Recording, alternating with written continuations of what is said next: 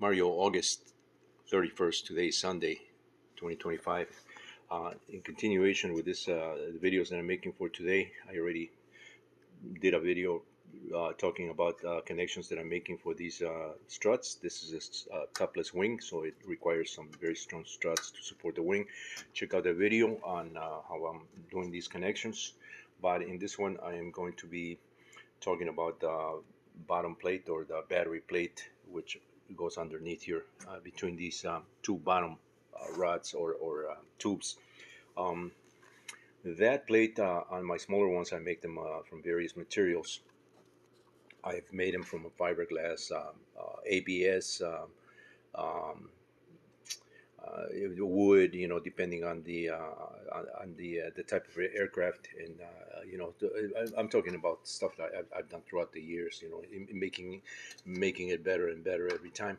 On this particular one, because of the size of this aircraft, this is a half scale size. I'm going to make this out of stainless steel, um, and stainless steel is something that I would normally not use, for a base plate like this because of the area. It's quite a big area there underneath at the half scale, and it's quite an expense. Not really.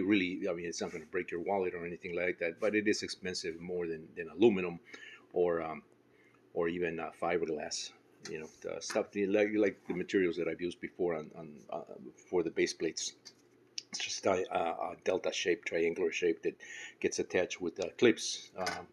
Anybody that has one of my Quicksilver style RC ultralights or any ultralights kind of similar to the ones that I make, that I've sold, you'll understand how I make all these connections. You can see it here. I've shown in some of my videos. It's not a secret how I do these things.